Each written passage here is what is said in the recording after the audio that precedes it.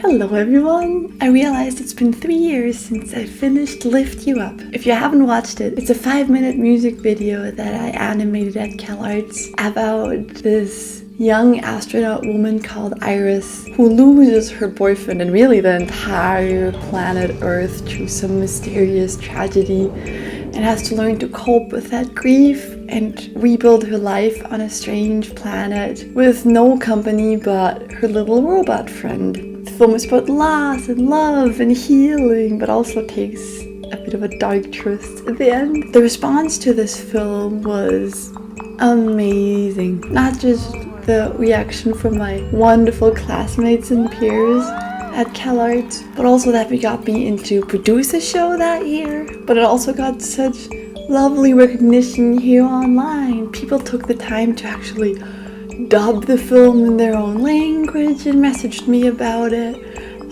It really blew up here on YouTube and people left such kind messages up until this day, and they really fill me with so much joy and make me so happy. So at that point, if you're one of those people, thank you very much. That really means so much to us creators, especially because, like so often in life, production on this film did not go as planned. So I thought it would be fun to dive into what went into making this film and what's the backstory. I've been asking around if you guys have any questions about production, about idea finding, about just making movies at CalArts in general. So I'll be answering all those today.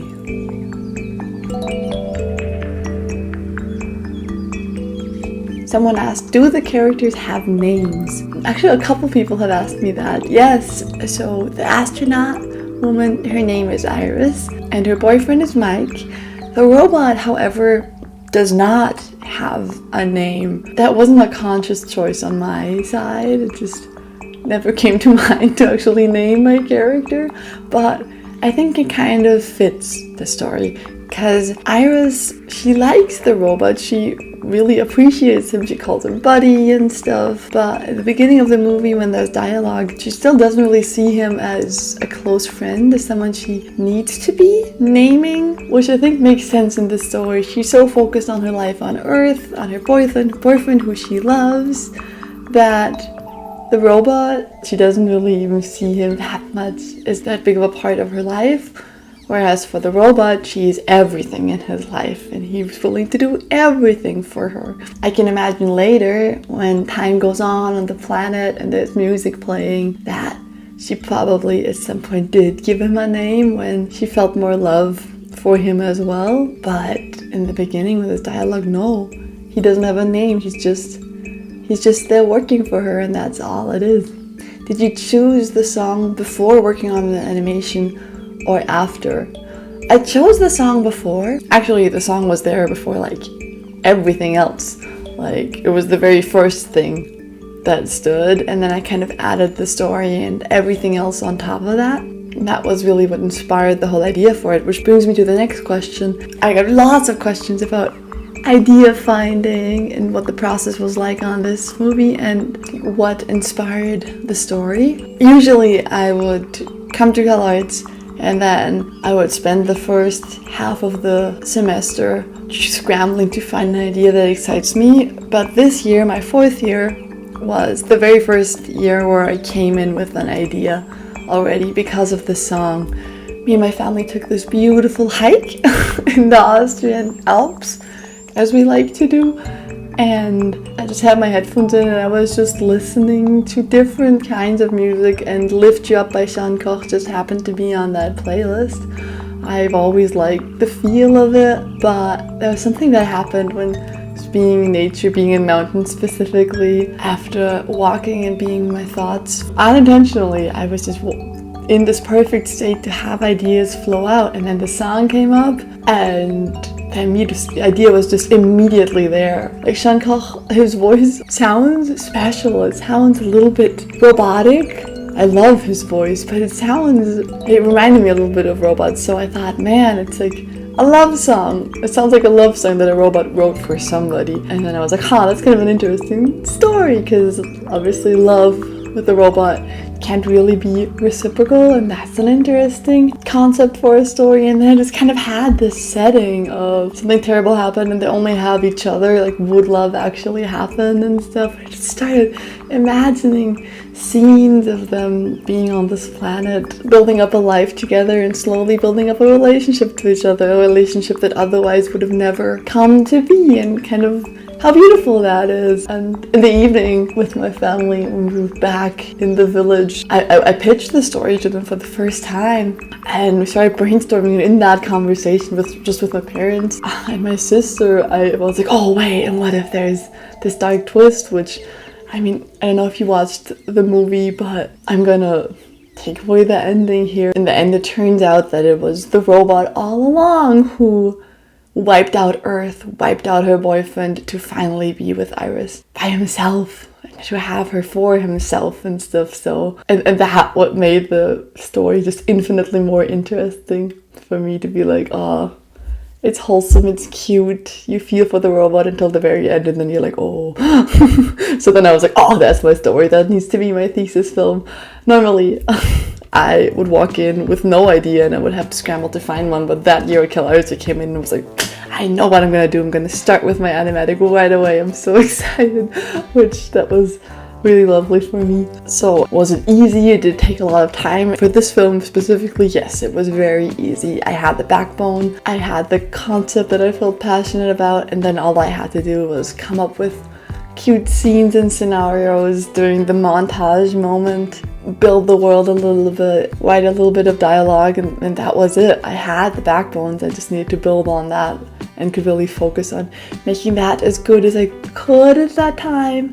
So that was really nice, and the process of idea finding also went really fast. So people asked for advice on brainstorming and actually reaching a final idea for an animated movie, because I mean, whoever asked this is probably aware that making an animated movie takes so much time. It's like a full-time job for a year. So you want to be really passionate, obviously, about the story, because it needs to motivate you and carry you throughout the entire film. If there's no real reason why you wanted to make it or why this might serve the world and stuff, it will become very clear after hours and hours of animating. You start questioning, like, is this really worth all the work? And if a part of you is kind of like, I don't know if it is, then it becomes really hard to finish an animated movie. So I understand that the idea finding part is crucial and you don't want to skip that. And you want to be sure to find the quote-unquote best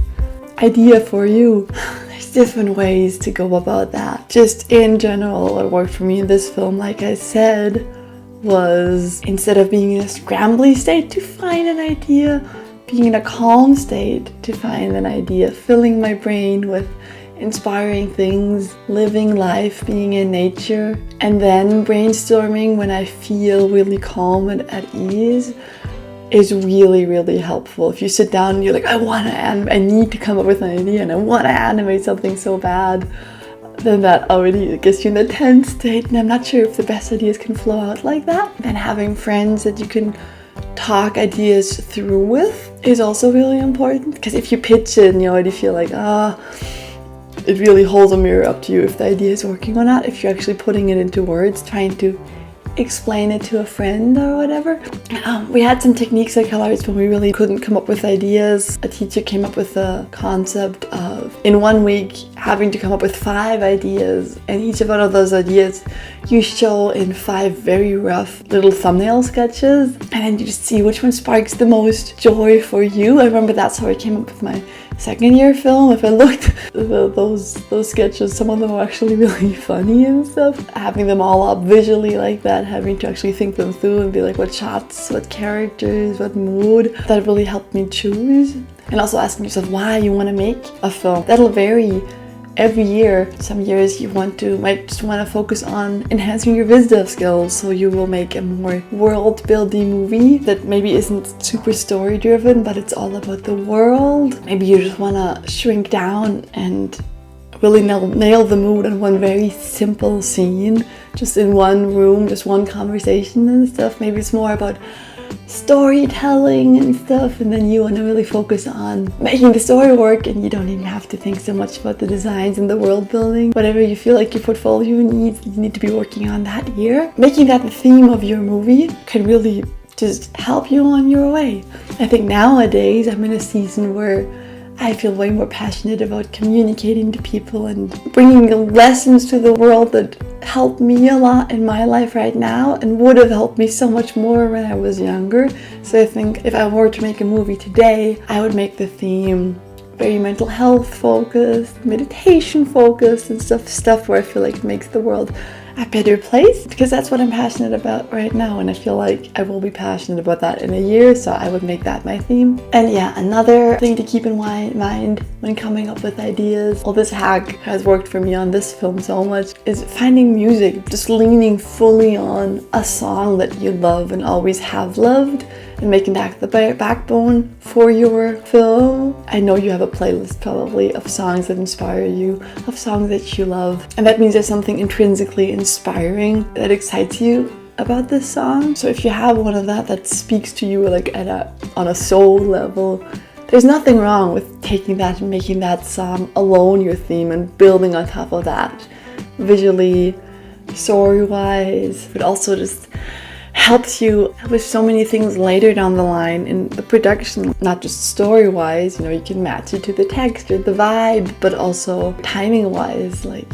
you can match the cuts to the rhythm of the music. You can really base it on the backbones of the song, and it can guide you all the way throughout the very end. The mood, the way the song makes you feel, that's how the visuals are gonna look and stuff. Like in every single step of the process, music can give you a guideline, and I think that's really inspiring. If I were to make a video today, I would focus on those two things for me, like base it on a piece of music, plus putting something in there that sparks joy for you right now, like for me the mindfulness topic or whatever that might be for you. If you're in a learning season, make it about learning. Put difficult backgrounds in there that challenge you, or difficult story moments and stuff. You can really make it whatever you need in this season. Someone asked me if I asked the singer Sean Koch for permission before using his music, and I tried.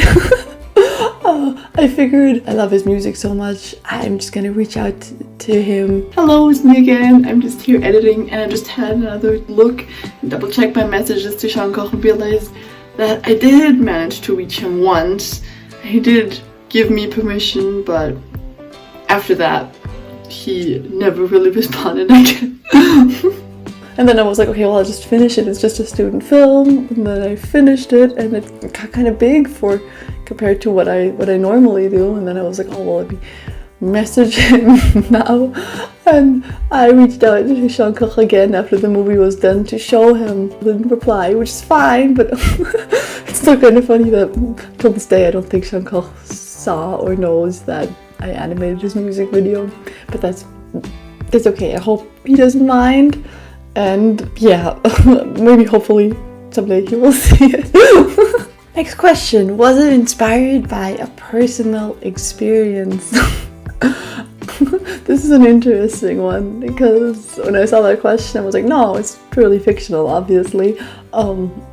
Just based on the song, just based it on a supernatural world and stuff.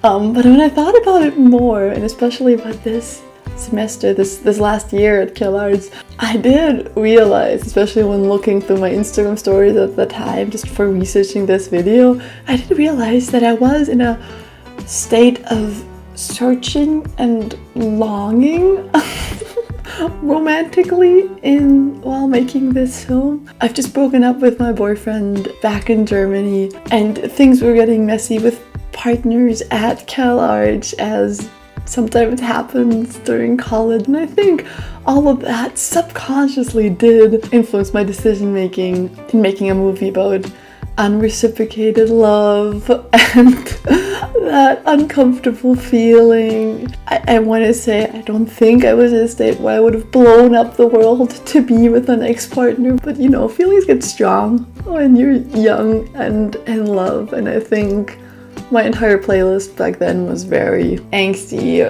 romantic, trying to get over someone, but also not getting over someone, whatever. I was very much in that mindset. I wasn't that vulnerable or that self-reflective to sit down and be like, I'm gonna make a film about my heartbreak, because I was too deep in the muck while making this film.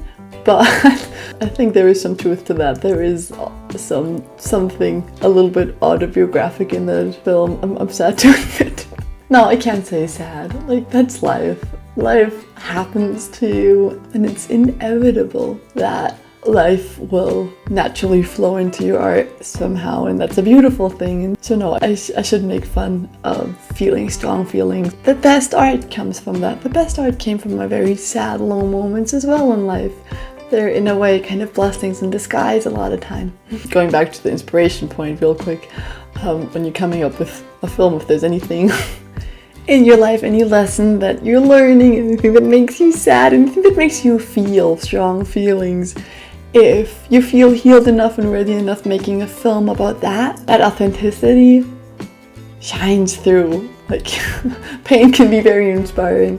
And very uplifting for other people as well, to not feel alone. So I think that's also another thing to keep in mind when searching for an idea for an animated film. Just take your pain. Someone asked what programs we used and which programs I preferred.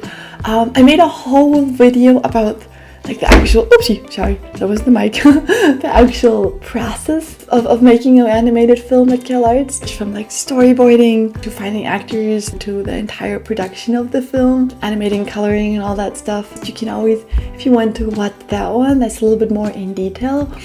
But real quick, for lift you up, I believe I used Storyboard Pro for thumbnailing and storyboarding my animatic. Then all the backgrounds and stuff, I tried to do them on my iPad on Procreate, but I was never a big fan of painting backgrounds on Procreate, so I don't know, it just never really felt right. So I made all the backgrounds and most of the character designs on Photoshop, and animation-wise, I did and always will probably just use TV Paint as my animation software. It's not the most efficient one by any means, but it's the one I'm used to and the one I love, and I'm just a creature of habit, so I just animated the whole film in TV Paint, colored everything in TV Paint. Sound, I did on Pro Tools, and oh yeah, compositing on After Effects. Very Adobe heavy production line.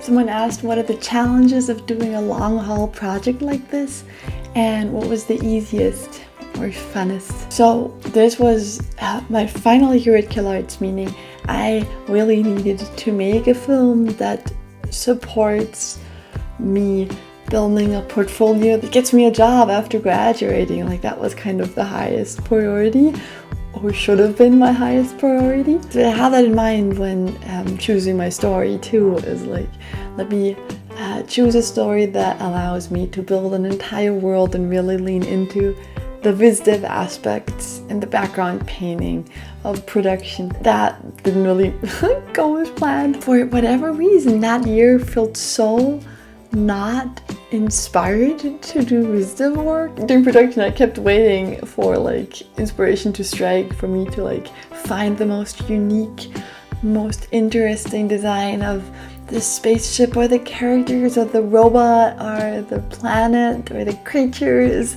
And in every single step of production, inspiration never came, and eventually I just ran out of time, and I was just like, I'm just gonna design something. The entire design aspect of the film turned out quite generic, too generic to put in my portfolio, frankly. I just couldn't come up with a way to design the world, so I just went to a nursery close by during my time when I lived in West Hollywood called Mickey Hargitay Plants. So I just went there and took pictures of plants to scale up and set dress the planet world with. They're literally just big houseplants, so not a lot of design thought that went into that. Then I struggled with the spaceship for quite some time, and then eventually realized, like, I'm just gonna order this wonky little paper airplane from Amazon and have that be my model of the spaceship, instead of bothering to design a cool looking, unique spaceship with awesome shapes that I have to build in Maya to rotate and animate and stuff. Like, could have done all that, and I just ended up taking the path of least resistance, of least effort design-wise, which that was not what I intended to do. So that's definitely a challenge when making a film for a year, is you have a plan, you have a reason you want to make that film, and maybe that's just not what your body is craving to create right now. I don't know if that was because I was in LA and just a little bit stressed all the time, so I just didn't have the headspace to create from the heart. Maybe that was just not what I needed to be creating in that season. I don't know. It wasn't about like getting the best design. It was just like, okay, let me try to make the robot not look like Eve from WALL-E too much. Let me try to make the world look at least not like the world we live in right now. It doesn't need to be perfect, doesn't need to be great, it just needs to look a little bit strange. It was like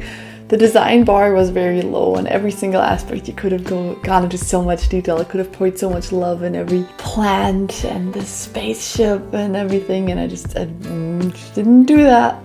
Didn't have the time, didn't have the energy, didn't have the creative headspace. But instead, surprisingly, I would have never guessed this, but the story aspect of making this film was the funnest for me. More specifically, pitching, which that's so not me. I am the classic vis dev artist that is tucked away in the corner. But for this film, because I felt so strongly about this idea that just randomly hit me during a hike, it was really fun for me to like talk to people about my film and find the best solutions story-wise to tell the film, and going over the script a couple times and being like, how do these characters feel and stuff. Like, that's usually aspects that the story artists in my class are really excited about, but not me. I didn't take a single story class after second year when it wasn't mandatory anymore. Like, I was, and still am, really leaning into the design world of animation, but for this year, that was what I felt really called to do, and that was surprisingly really, really fun for me. Even though I should have really focused on my portfolio that last year, I'm grateful that I had this opportunity to dip my little toe into the role of a storyteller as well. A good story can live without good viz dev, but good viz dev cannot live without a good story. If the film is just beautiful, it won't capture people. Did the classes you took support or help you while taking on such a big project? I'm really interested in how students applied what they learned into their films.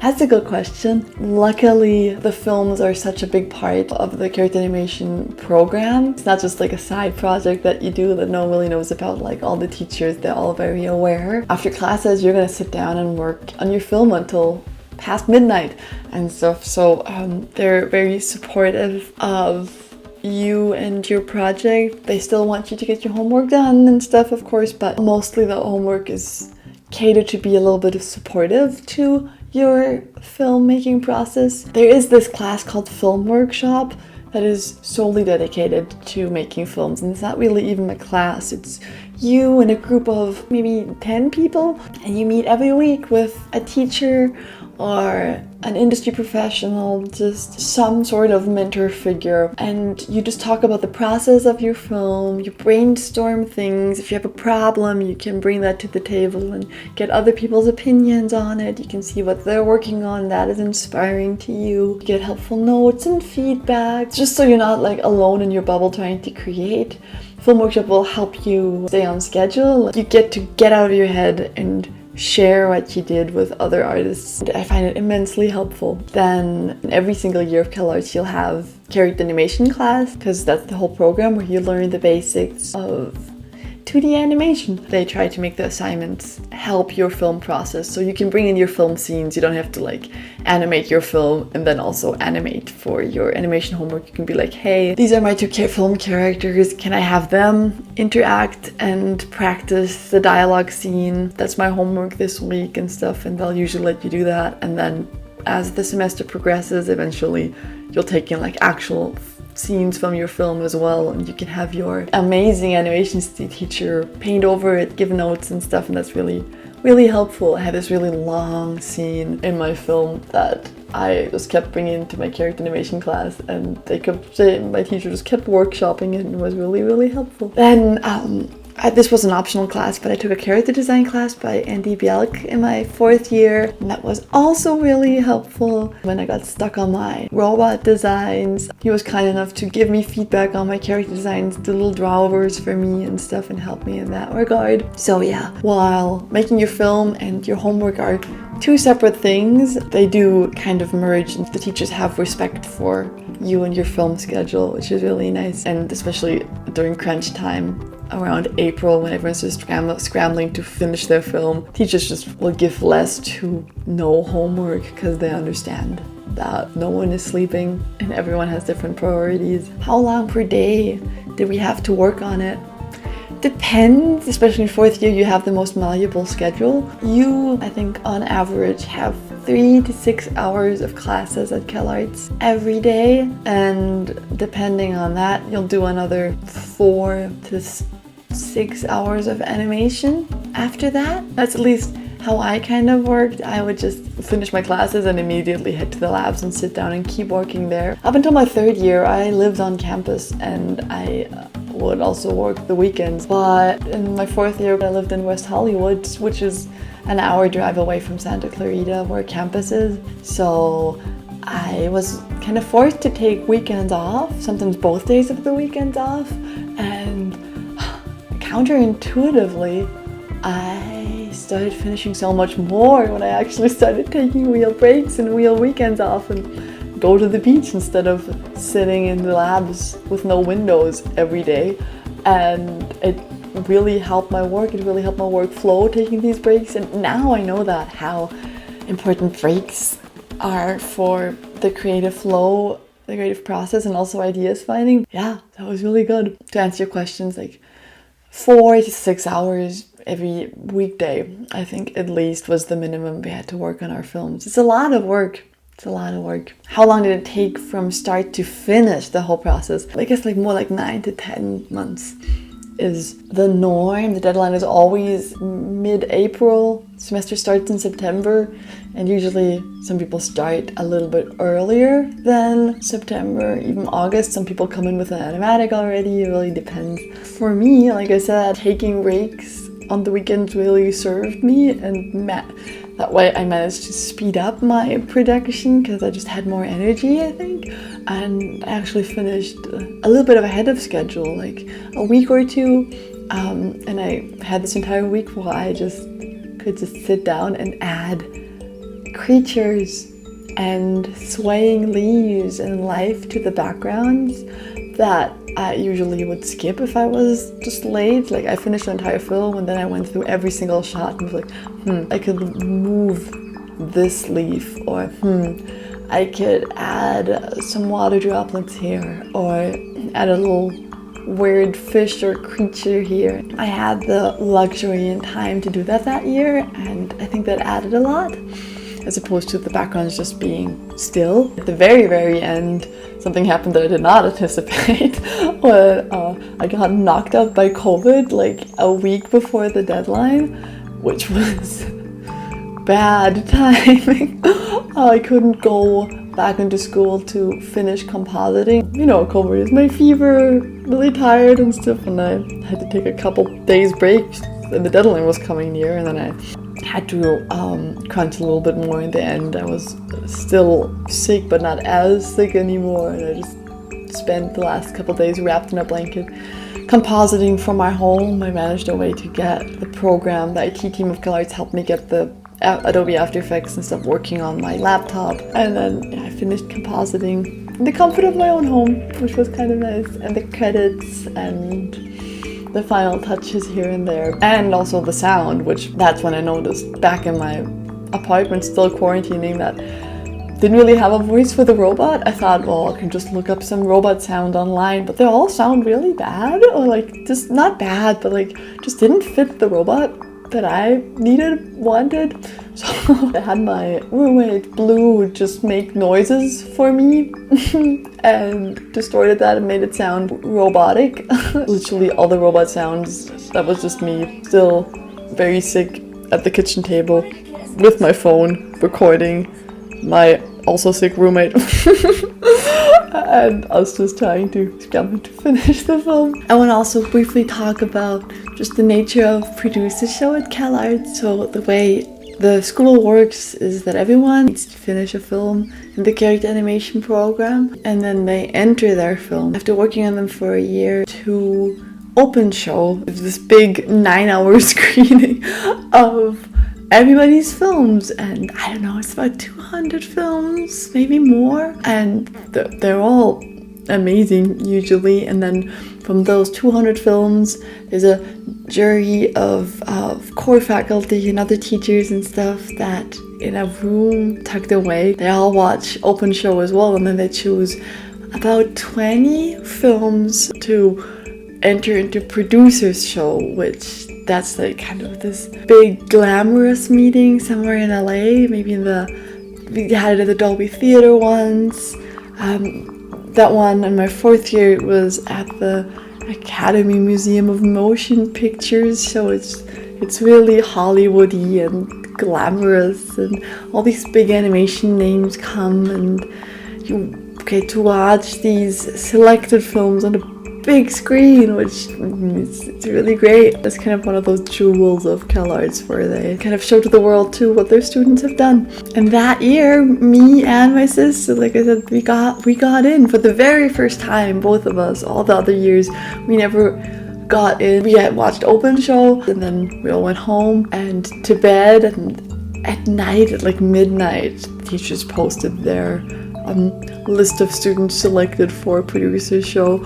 And I don't know, at 2 a.m. my sister couldn't sleep, and she just happened to check her emails and see our names on the list, and we were so excited, and she woke me up, and we were both just like screaming in bed, just calling my parents in Germany, just so excited, because it was just a huge honor for us. But I'm also aware that producer show can be a huge like source of disappointment, especially because every artist at CalArts is incredibly hardworking and driven. Like, no one just bullshits their film. Everyone makes a film that is so amazing that it deserves to get into the producer show, and it's incredibly hard for the faculty to make a decision, and no one really knows how or why they choose certain films over others and stuff. It's like kind of a secretive process, the way the voting happens. It's not just which film is the best, but which one makes the school look the best. It's also, I think, about money and fund givers and stuff. Like, this is not just about like which film is technically the best or story-wise the best or the most heartfelt. It's also about like makes the school look the best. It's really quite arbitrary. Some students happen to get in every year. A lot of students never get in, and if you never get in, or you hope to get in and you just barely didn't, it can be sad and really crushing for a lot of students, and that is understandable because you pour your heart and soul into it, and sometimes it's just not enough to get into producer show. I think it's important to keep in mind that the jury that chooses this film also sits in a dark room watching 9+ hours of animated student films. You get brain fried, and you're still trying to make the best decision, and every film is amazing. You just can't make the perfect decision. So even though this golden star feels really, really good to your ego, it's really not that important. It's an amazing night and you feel very proud, but does it really matter that much? No. It's just like getting into CalArts in the first place. If you don't get into producer show, if you don't get into CalArts, that doesn't mean your art is less worthy than other people that did, or you have less chances. Learning and growing through your art, making art that makes the world a better place, it makes people feel less lonely and more understood, creating something authentic and real from yourself. That's what makes your art worthy, not getting into producer show. It's important to remind yourself of that. Yeah, thank you so much for watching. Thanks so much for letting me ramble about this film that I made. Means the world to me that you guys are interested, that you guys watched it. It's till this day still really near and dear to my heart. I think I'm gonna end the video now. Thanks so much for watching, and I'll see you in the next one. Bye bye.